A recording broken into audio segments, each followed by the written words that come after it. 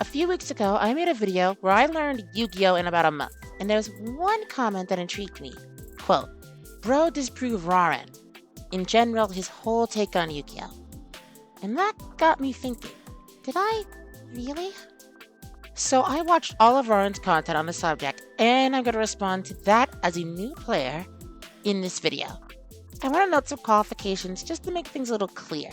Even though my last video came out about 2 weeks ago, I have been playing semi-consistent Yu-Gi-Oh for about 5 months at this point, and I can tell you some of my experience have been rough.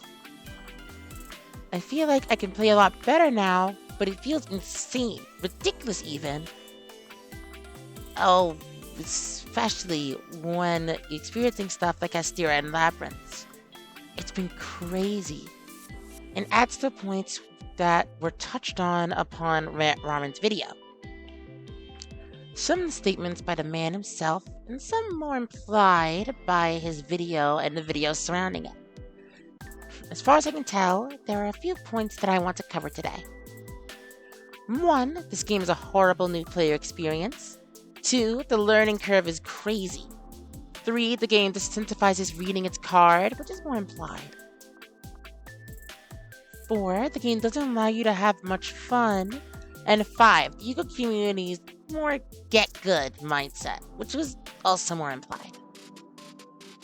Let's start off with the first argument, shall we? Am I dumb because I play Hearthstone, or is this game too complicated? I am still hella confused. This game is complicated, don't worry about it. Now let's start off by saying this game is complex. Very complex. Let's not kid ourselves here. Not really summoning-wise, because aside from pendulums, summoning itself is actually rather easy. But knowing what to do with everything is kind of extremely hard. As a new player, I definitely don't know what to do for each of these archetypes. I learned a lot of them in about the 5 months of playing, but at the beginning, hell no. And neither does Rarran. Especially neither would a fresh out-of-the-box new player. It's not like Magic, where colors correspond with certain stuff to expect, like blues or counterspells, for instance. Or Pokemon, where you can read the basic Pokemon and kind of figure out what their strategy is. In Yu-Gi-Oh, unless you know what the DDD archetype does, you ain't gonna learn what it does until you get stomped by it. Hand traps are also a very big beginner's trap. Let me ask you, how is it that a new player is supposed to react to Ash Blossom? A card you cannot know if the player has on their turn 1. Now imagine that, but you also have Joe and Lockbird in the game, and Nibiru, and Kuribo, Ghost Bell, Dimension Shifter. These things are everywhere. And there's no way of knowing about them unless you get bodied by them. How is that fun for a new player? There are literal big streamers that just walked out of Master Duel because the new player experience is that bad. Or better yet, tributes. Well, these enemy side tributes. Ever just have 3 monsters on the field that are now suddenly in your graveyard because you got something like Spear Mode? Or if you don't know the 5 summon limit rule about Nibiru, you gotta just remember these game tools that are super crazy, and new players can't remember it because they don't know. They don't know yet. This game has tools that are so crazy that they're called going first and going second tools. It is that insane for a new player. But I think to talk more about that stuff, we gotta go back into our next section. In my opinion, the tutorial of this game just isn't very great. This game's learning curve is so insane. Like, there's Hearthstone, Magic, Pokemon, and stuff like that, where while in those games you can do some crazy stuff on your first turn, you don't need to be able to do them in order to play the game on a baseline level. In Yu-Gi-Oh, you gotta solve the anti-life equation before you can even think about playing your deck. Like, look, at the starting hand for a Salamangreats here.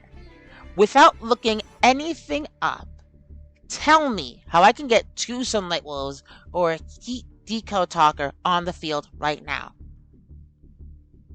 Now I know that probably someone could come up with a combo, especially since Lady Debug or Salamangrate Gazelle is a big combo starter in Salamangrates.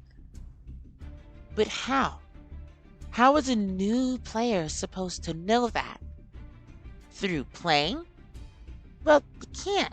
There are so many different moving parts, you can't expect after 2 or 3 games to figure out each and every piece of a combo. So what, read the deck then? Well, maybe, but because not only is your reading comprehension going to have to be very insane, but you may not know the right cards. Keep in mind that cards can just be missing from your deck that you wouldn't know without looking them up. How are you supposed to know that? How is anyone supposed to know that by just reading their deck? And I think the most consistent thing I've seen with Yu-Gi-Oh players recommending stuff to beginners is 2 things. 1, they always recommend linked decks, stop doing that. And 2, they want you to get a guide or coach if you don't get the game. Now I understand that you get these things to try to get better at any genre. But imagine getting a coach to learn how to play a platformer or a rhythm game. Not to get good at one, not to be a top tier speedrunner or something like that, just to play it. A lot of people would want to do all that work to play a platforming game. And with the learning curve being so high in Yu-Gi-Oh, it not only makes people want to give up on playing the game, it scares them from trying it out in the first place. Some people get scared when you see quarter circle motions for Street Fighter or the freaking insane shit that KOF comes up with. What do y'all think something like Worlds is going to do for Yu-Gi-Oh? Seeing these insane things, sure, it'll definitely attract some attention. But others are just going to stay far away because there's no way anyone outside of the community is going to comprehend what the fuck is happening at a top level, or even a bottom level, in fact.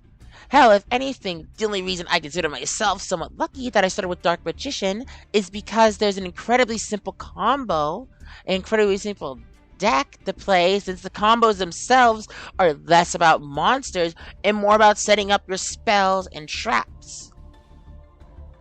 Speaking of Worlds, let's get back to tournaments, because it kind of leads me into my next point. Your attention span not be the best fit for Yu-Gi-Oh? I disagree, dude, because games are fucking over on turn 1. Yu-Gi-Oh players don't read. This is an adage that's as old as time for this community. It's been memed and joked about to death, but the saying does have some truth to it. It's not that the players don't want to read or can't read their cards. It's more that the genre doesn't incentivize you to read them. In fact, in a few ways, it kind of punishes you for trying. There are 2 parts to this criticism to me, and to understand the first bit, I needed you to look at the difference between a Magic card and a Yu-Gi-Oh card, and tell me what you think the issue is. If your first thoughts was that the Yu-Gi-Oh cards aren't as readable as Magic cards despite having a similar amount of text, then you'd be correct. But there are a few reasons specifically for this issue. Keywords, bullet points, less complex effects in general, and different font choices are paramount to making Magic cards a lot more readable than Yu-Gi-Oh cards. I definitely think that it's a bit late to add keywords, as it would make this game completely different than it is right now. But the other 3 should definitely be adapted into Yu-Gi-Oh and make it cards more readable to the general public. If you're able to actually get the chance to read them, which does imply the second part of this issue. So remember how there's a lot of text on a Yu-Gi-Oh card, right? Gotta keep in mind a few things. For both tournaments and in Master Duel, there is a timer on you to finish your games quickly. And in a game that has these 14 move combos, you as a player do not have time to make sure what each of the cards do. You just have to have the intrinsic knowledge of each and every card in your deck and play your heart out so that you have the time to respond to your opponent when it gets to their turn. As for the other side of the coin, the opponent watching this thing could get bored. When people make food and come back by the time you're done with your turn, that's a big issue. Also, fun fact, because people get bored, they want to rush their first move too, because they just want to play the game. With that, and the fact that timers are practically rushing you into making decision after decision until inevitably giving in the pressure and slip up, you are essentially disincentivized from reading your cards. And it can lead to a lot of mistakes that basically boil down to your "they did not read" memes. I feel like if there were some better ways to adjust the cards and gameplay loop, that would help. But it would be hard to say that that doesn't stop an even bigger problem. People concede the game just literally based on the first 2 cards I play. Dude, you guys need help if you play this game. Multiple times in the video, it's shown that while not invincible, the opponent that went first often had a board that was insanely hard to break through. And when things like monster negates, omni negates, banishing, and protection are commonplace to see on your first turn, it's pretty safe to say that whoever gets to go first will probably win the match. It's such a big thing in YuGiOh that most decks like to go first. Now, this isn't all of them, but most have such an upper hand like this that it kind of removes the fun from the game when it's just one off of a coin flip that you can't really do anything about, or a dice roll that you can't really do anything about either. A lot of it was already said earlier, but everything we talked about in this video really makes it so this game feels very unfun for players and spectators. The fact that the cards are super hard to read, not knowing what's actually happening at any given time, taking turns that are far too long, not being able to do anything against the right board, having your own board possibly just be destroyed by one card you couldn't possibly know was there, not even being able to set up one card in the first place. Overall, it just makes the game very unfun sometimes. There can be fun to be had for sure, but Rarran is definitely right when he says that the game itself doesn't really allow for people to have fun. However, I don't even think this would be much of a problem. Hell, everything I mentioned could probably already be solved if the 5th issue wasn't so prevalent in YuGiOh. Hey, dude, in order for you to play this game, you need to get a coach. As someone that just comes from fighting games, specifically Smash Bros, I've seen my fair share of toxic communities online. And to be honest, some people in the YuGiOh community need to stop with the just get good mentality whenever YuGiOh gets criticized.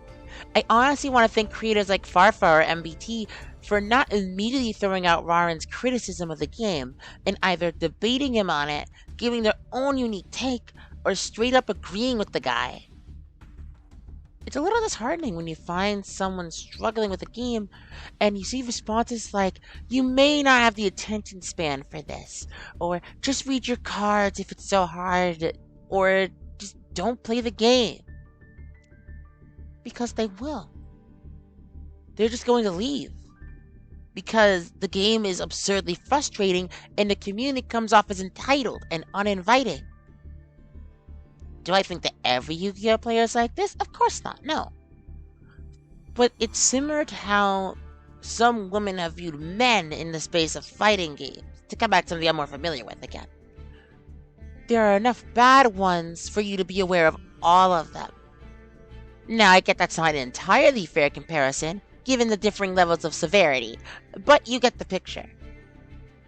I do hope that the entire community, the sweet and understanding part, can shine through soon, so that it doesn't feel as entitling or limiting to play the game, because being that way is how you chase off even more potential new players. I tried the tutorial, I tried casual mode, I tried ranked. This game is not for me. So, that brings us back to the question, did I debunk Rarran? And the answer is no, not really, at all even.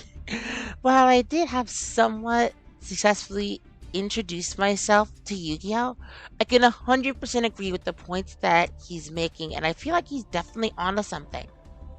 Hopefully he likes Edison format, though. I haven't watched that video yet. With that being said, thank you all so much for watching, and let me know if you agree, disagree with my points. Put that stuff in the comments, and I'd love to talk with you about it. And hopefully I have some more fun stuff cooking up in the pipeline for later on that's less critiquey and talky and reactionary. With that being said, see you later, coworkers.